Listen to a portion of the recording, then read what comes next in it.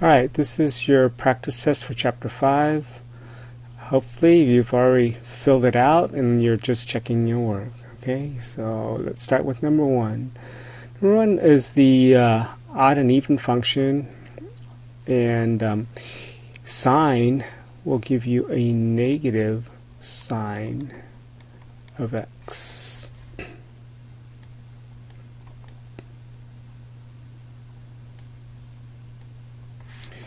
Okay, and secant is the reciprocal cosine, and cosine is an even function, so the negative sign gets absorbed in this.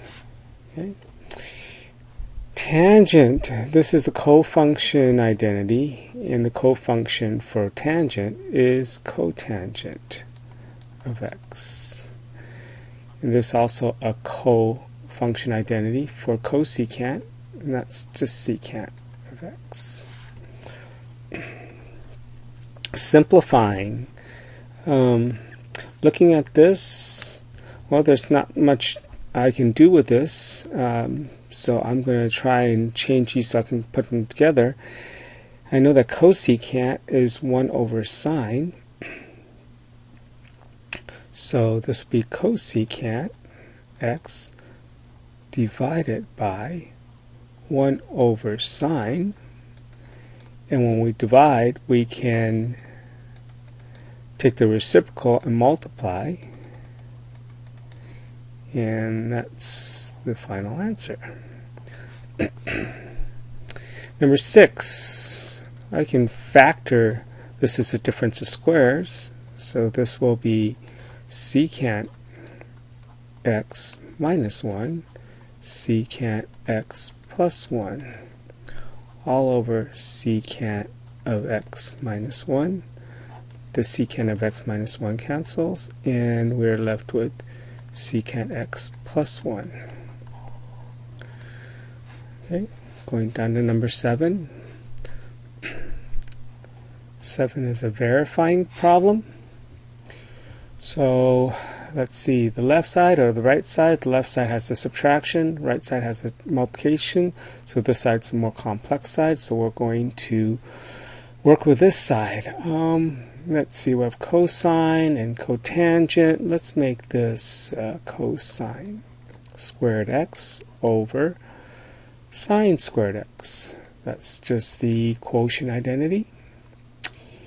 And then we're going to have the cosine of x. Well, this is a fraction, so I'm going to get a common denominator.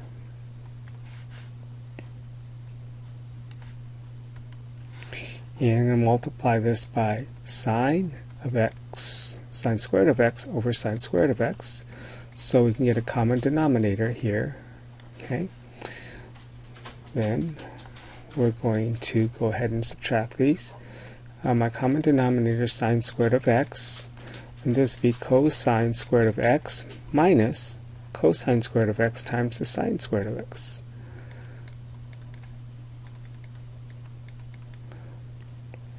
Okay, go ahead and factor out a cosine squared of x. I get 1 minus sine squared of x over sine squared of x. 1 minus sine squared of x is the Pythagorean identity, and that is going to be really another cosine squared. So that's going to be cosine squared x. Also, this part right here is this. Okay? And if we know our quotient identity, we know that that is cotangent squared times my cosine x. And that's what we have here, and that checks. Number 8. Obviously, this side's more complex side, so we're going to try to make this sine of x. So I see that I have a common factor. I'm going to factor out a sine x. This is sine squared x plus factor out a sine x, so I get cosine squared x. And this is a Pythagorean identity, that's just 1, so that's sine x, and then we're finished. Number 9.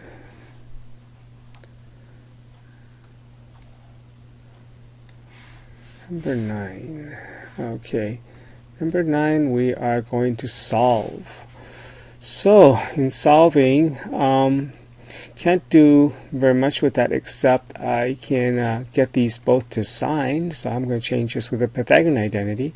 Make this 1 minus sine squared x plus sine x is equal to 1. Subtract the 1 on both sides because this is quadratic. I would like to make that equal to 0. So this will be a negative sine squared x plus sine x is equal to 0. I'm going to factor out a sine x. In fact, I'm going to factor out a negative sine x. So I have a positive sine x minus 1, because if I distribute this, I will come back up with this, right? So that's equal to 0. Using my zero product property, I have negative sine x is equal to 0. And sine x minus 1 is equal to 0. Solving both of these, dividing this by negative 1, I get sine of x is equal to 0. And over here, adding 1 to both sides, I get sine x is equal to 1. Where is sine equal to 0? Sine is equal to 0 at 0 on the unit scroll, and also at pi over, or just pi, not pi over anything. So that's just pi. And since it doesn't tell me to stay in one circle, then I need to put this in general form. And if I'm thinking about this unit circle, if I want this point here, the 0 and the pi, I can actually just write the 0 plus n pi, and that'll automatically give me this one and the next one and all of them that I can write. So this can be just written as n pi. Well, sine is equal to 1 on the unit circle is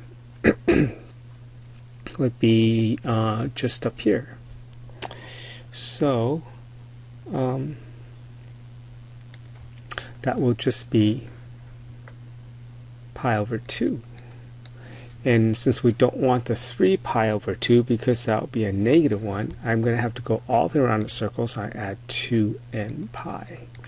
So that's my answer right there.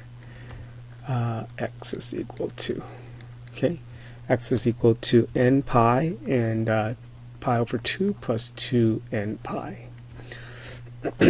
Solving number 10. Adding 1 to both sides, I get 1/2 secant of x is equal to 1. Multiplying everything by 2 to cancel the 1/2, I get secant of x is equal to 2, and I know that secant is 1 over cosine of x is equal to 2. That means the cosine of x is equal to 1/2. Okay, and 1/2 cosine is equal to 1/2 at pi over 3, and also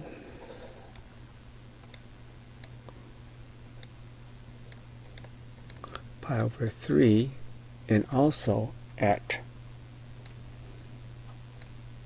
5 pi over 3. And since I don't want the other one that's directly across from pi over 3, so I'm going to have to use 2n pi. X is equal to, and also x is equal to 5 pi over 3 plus 2n pi.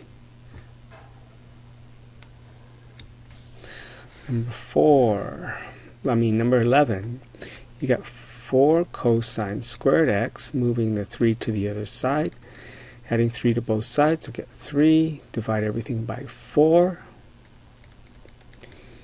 I get 3/4.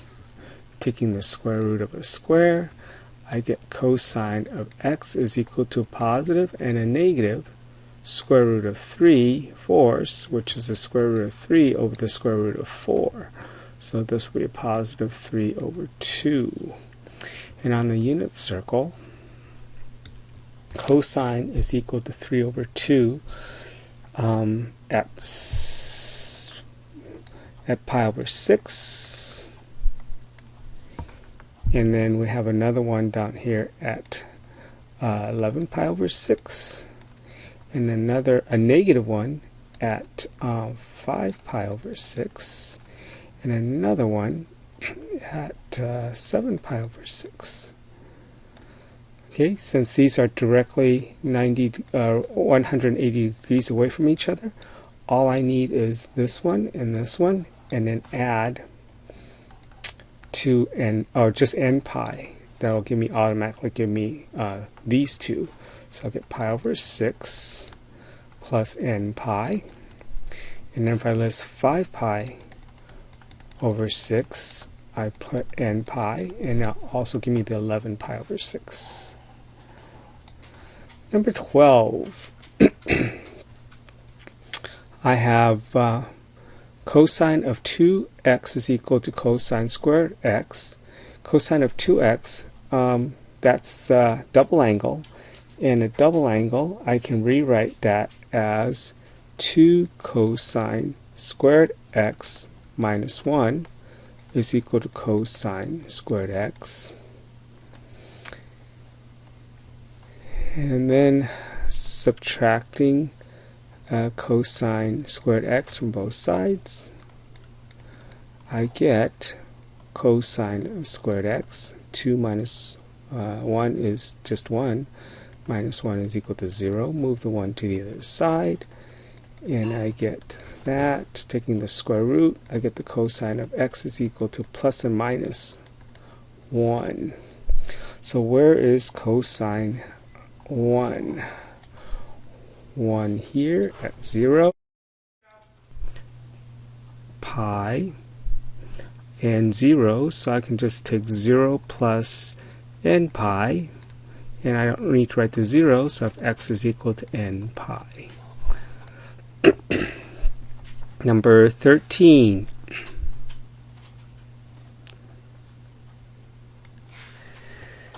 Exact value. Let's see. What two numbers could I use to make 13 pi over 12? How about 3 and 10 make 13? 3 pi over 12 plus 10 pi over 12. And this reduces to pi over 4. Yay, that's on my unit circle. And then this reduces by 2, 5 pi over 6. That's on my unit circle. So I'm going to use that one. So here we go. So sine is sine cosine plus cosine sine. So I have sine of pi over 4 times the cosine of 5 pi over 6 plus cosine of pi over 4 times the sine of 5 pi over 6. Sine of pi over 4 is the square root of 2 over 2, and cosine of 5 pi over 6 is, I believe it's a negative rad 3 over 2, plus cosine of pi over 4 is rad 2 over 2, and sine of 5 pi over 6 is just 1/2. Multiplying this together, this is 2 times 2 plus 2 times 2 in the denominator, so I don't add those. And this will be a negative rad 6, 2 times 3, and then plus rad 2. And this doesn't simplify, so I'll just leave it like that. Okay. Number 14. Okay. Number 14, find the exact value. We have sine and cosine where they're both in quadrant 2 from pi over 2 to pi. So here's my angle U. Angle U, we have sine is 3/5, and this is a negative 4. And angle V is also in quadrant 2, and that's going to be adjacent hypotenuse, and using the Pythagorean theorem I get 24. Okay, I think I'm ready to do this now. So I have the cosine of u minus v is equal to cosine cosine plus sine sine. So I have cosine of u, which is cosine of u times cosine of v plus sine of u times the sine of v. Okay, cosine of u is negative 4/5. Cosine of v is given negative 7/25 plus sine of u is given, it's 3/5, and then sine of v is 24/25. So this will be 28 over 125 plus 72 over 125. That's 100 over 125, reduces to 4/5. Alright, number 15. Give the exact value of this double angle, and we know that double angle formula is 2 sine of x times the cosine of x, and we know that this is also in quadrant 2. Why is everything in quadrant 2? Okay, so here's x, and cosine is adjacent over hypotenuse. Remember, the hypotenuse is always positive. Using the Pythagorean theorem, I get a 1 here, so that means my cosine is going to be 1 over rad 5, and my cosine is negative 2 over rad 5. And that'll give me 2 times 1 times negative 2 is negative 4, and rad 5 times rad 5 is rad 25, which is just 5. Alright, now we're getting into this really hairy one. This one is the power reducing, and this is just the honors problems that we've been doing. So on this, we have to understand that this is a squared, and the only formula that we have when the power reducing is for squareds. So we're going to have to write this as a squared term. So we're going to say cosine squared of 2x squared is cosine to the 4th of 2x. Now we're going to apply the power reducing formula, which is 1 minus the cosine of double the angle. Double 2x is 4x over 2. Okay, that's the double angle formula for cosine squared of 2x. So now 1 minus cosine 4x over 2. When I square this, I get a 4 in the denominator, but unfortunately I have to FOIL this. So 1 times 1 is 1. 1 times negative cosine 4x plus another one is minus 2 cosine 4x, and cosine 4x times cosine 4x is cosine squared 4x. Alright, it's going to get a little bit messier here. Now we're going to do the whole thing again, except we have to do the power reducing again for this. Okay, so now we're going to start almost all over again. I'm going to have 1 minus 2 cosine 4x plus, now we're going to do the power reducing here. So we're going to go 1 minus cosine of double this angle, so now double 4x is 8x, all over 2, all over 4. Okay, since this is in the denominator, I'm going to take that out and get that out of my way. So this is going to be 1/4 times all of this on the inside. And up on here in the top part, I'm going to get a common denominator. So I'm going to put a 2 under here, put a 2 under here, right?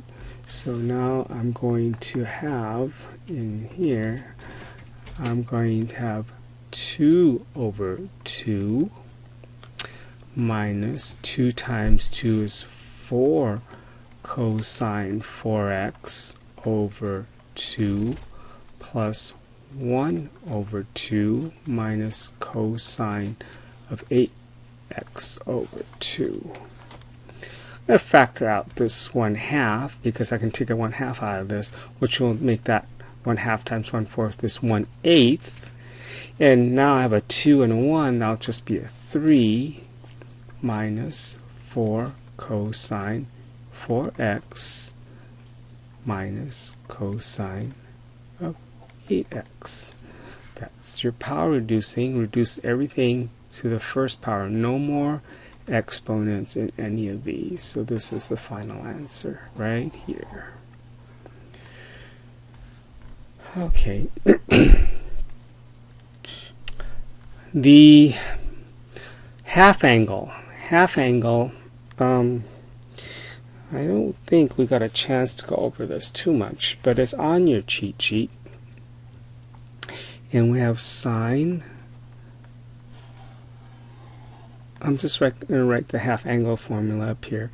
The half angle is equal to plus or minus, and this plus or minus depends on where the angle is. Alright, so you're going to have to look here to find out where the angle is.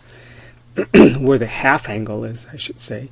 And that's going to be the square root of 1 minus cosine of u over 2. Alright, and for the cosine of a half angle, it's going to be plus or minus depending where the half angle is, and then we're going to go 1 plus cosine of u all over 2. And for the tangent of the half angle, it is 1 minus cosine of u all over the sine of u. Okay, now the tricky part right here is to find out where the half angle is. If I know that the angle is in between 90 degrees and 180, so it's between 90 and 180. Let me write these numbers in here. 90 and 180. Does it make sense that if I took the half angle, that the half angle has to be between 45 and 90? Okay, so if the angle is between pi over 2 and pi, then the half angle has to be between 45 and 90. Okay, because it's half of this, so it's going to, this 90, the pi over 2 is going to be really pi over 4, and the pi is going to be really pi over 2, so it has to be between here. If u is between here, then half of u has to be between here. So it's in quadrant 1, so everything's going to be positive. Alright, so I'm going to, when I'm using these, I'm only going to do the positive one because the half angle is in quadrant 1. So here we go. This is kind of simple once you know what angle you're in. So my half angle is going to be, well, let me draw the angle first. This one, u, is going to be adjacent hypotenuse, and then this is going to be 49 minus 4, so it's the square root of 45. Okay, so the sine is going to be the square root of 45 opposite over hypotenuse. Okay, So that's not too bad, is it? All right. No, back up. I didn't apply my formula here. Okay. All right. So applying the formula, I have to use this. So I'm just going to use the positive one, right? We don't do the negative, and we take the square root of 1 minus the cosine, and that's given. So that's 1 minus a negative, so I'm going to add over 2. So finding a common denominator, which is 7 over 7 plus 2 over 7, and that's going to be 9 over 7 divided by 2, and take the reciprocal and multiply, get 9 over 7 times 1 over 2, which is square root of 9 over 14, which is 3 over square root of 14, right? Taking the square root of 9, can't take the square root of 14, bringing the 14 up to the numerator, and we get this right here, okay? Doing the same thing for cosine. Same thing for cosine. We have also, that's in quadrant 1, so that's only the positive version of this formula. So now this time it's going to be all the same thing, except it's going to be plus 1 plus my negative 7 over 2. And that's going to doing all these same steps, except it's going to be a negative. This time it will be 5 over 7 divided by 2. Taking the reciprocal and multiplying, I get the square root of 5/14, which is the square root of 5 times the square root of 14, which is the square root of, I believe, 70 over 14. All right, that's the cosine. Tangent, if you don't mind, I'll do it up here because I don't have any more room down there. I have the tangent now of my half angle is equal to 1 minus the cosine, so that's going to be a plus 2/7 over the cosine, and the cosine of that angle is going to be rad 45 over 7. Okay, and this will be 9/7 over square root of 45/7. The 7's cancel, and I get 9 over square root of 45. And 9 times the square root of 45 over 45. That cleans up to 5. And this is actually 9 times 5, which is 3 rad 5 over 5. Alright. In case you've forgotten, you could have done this with the taking sine over cosine, putting this over that, the 14's cancel, and you get 3 rad 14 over rad 70. This reduces by 5, so this is a 1 and a 5, so it's 3 rad 5. Moving the rad 5 to the numerator, I get the same answer as up here. Okay, that's it.